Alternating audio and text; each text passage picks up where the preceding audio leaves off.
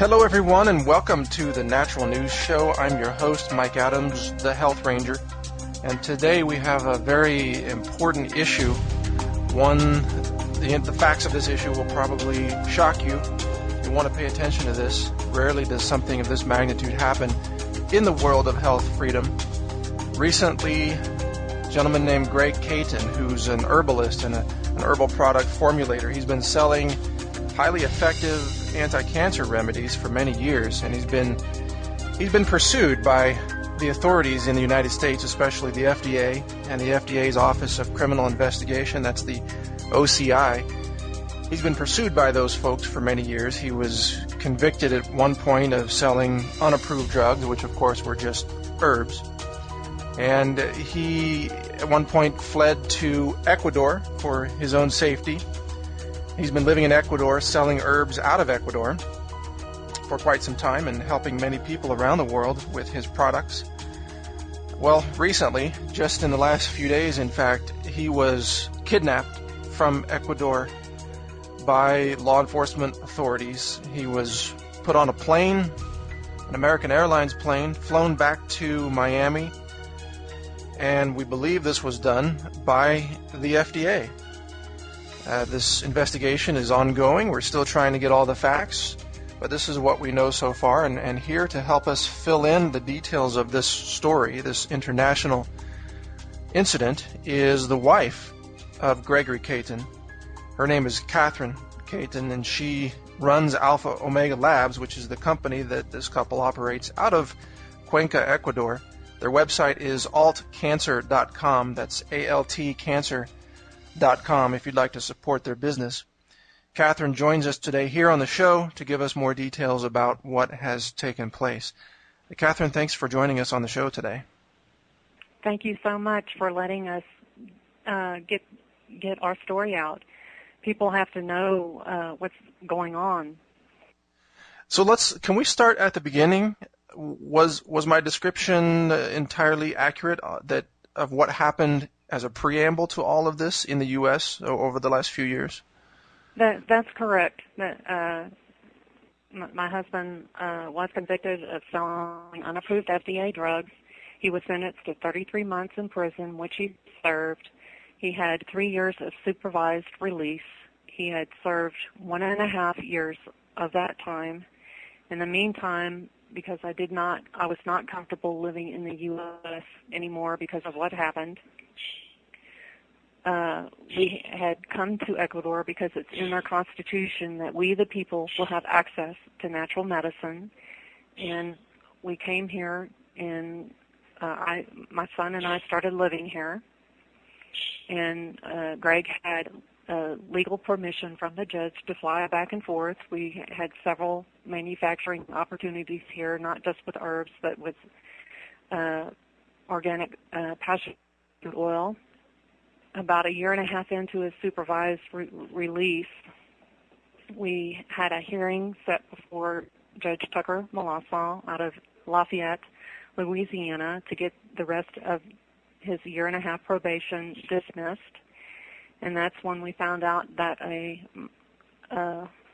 when Greg was in prison, we had a vegetarian food company, Lumen Foods, and my bookkeeper at that time had embezzled over $20,000, and then she started working with the FDA agent, John Armand, who had originally arrested Greg, to get Greg and me put back in jail to cover what she had done. Part of the probation was that, or supervised release was that Greg was not to sell any unapproved FDA drugs.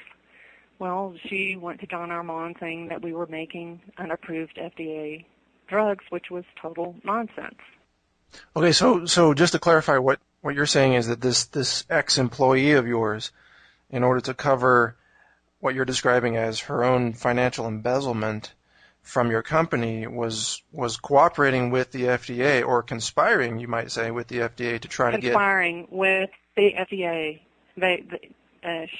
She and John Armand both were lying to the court and saying that we were making unapproved FDA drugs, and we were not. And also John Armand was harassing two other former employees,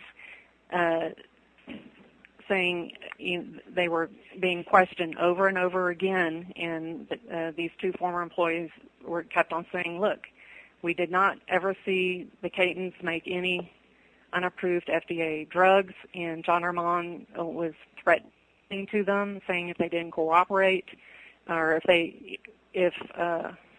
he was very threatening towards these two employees, saying if they weren't cooperative, and I think by this time we were back in Ecuador, and he was on them if they ever heard from us, that they were immediately to report to him. And even at one point, he went over to this former employee, Tabitha Ledoux, and with a team, and when they had finished with the first raid and destroyed all of her inventory, the last day of their raid, they had said, whatever's left you can keep and sell. And she had taken some products, and several years later, he's there with a team and he said, if you don't hand over all of Alpha Omega products that you have, we will come and search and raid your home. So she handed her what few products that she had left. All right, so this FDA agent, John Armand, you're saying he's a rogue FDA agent. Okay, a rogue FDA agent intimidating your ex-employees to try to get dirt on you to put you back in prison. Correct. That's what you're describing. Okay. Now I called. I've tried to contact John Armand, and I have a call into the FDA. During when he came and arrested Greg the first time, I'm surprised they wouldn't let you talk to him, because I had people call him all the time, and he would talk to them, and they would tell me what all he said. That's interesting, because I tried to call the office this morning. I got a hold of the Miami FDA OCI office and asked to speak with John Armand, and they told me that I needed to speak with a press officer. And because they know what's coming down the line. They know what they did, how illegal it was, and they're I don't know how they think they're going to get out of this one. Well, we're going to find out, because I still want to talk to them, and in all fairness, I'd like to hear their side of the story. I'd like to find out why they thought it was okay to kidnap an American citizen from a sovereign nation, Ecuador. But here's another point that I'd like to ask you about. It's really important for listeners to understand that the crimes, the so-called crimes that Greg was convicted of in the U.S. are not crimes in Ecuador. You can sell anti-cancer herbs in Ecuador, and you can put right on the bottle, these are anti-cancer herbs. It's not a criminal offense, because everybody knows those herbs are anti-cancer. They are anti-diabetes. They are anti-heart disease.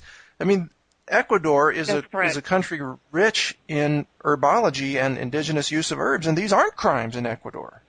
That's correct. That's why we came here, because we could legally do what we wanted to do, and we have all the proper health and sanitary permits to manufacture and sell medicinal plants worldwide, and we ship worldwide to countries that I've never even heard before. In doing that, too, your company actually contributes a tremendous amount of financial abundance to the Ecuadorian economy, right? Because you're hiring Absolutely. people, you're buying herbs from local Ecuadorian farmers and shamans, yeah. Okay, so I didn't mean to interrupt you. That's okay. Can you continue with? I just wanted to set that stage so people understand that. I mean, I went on Interpol, right? And there's a listing for Greg Caton on Interpol, and it says that he's wanted for these crimes of, quote, drug offenses or drug crimes. Selling fake herbal products or remedies. Now, here's another interesting story.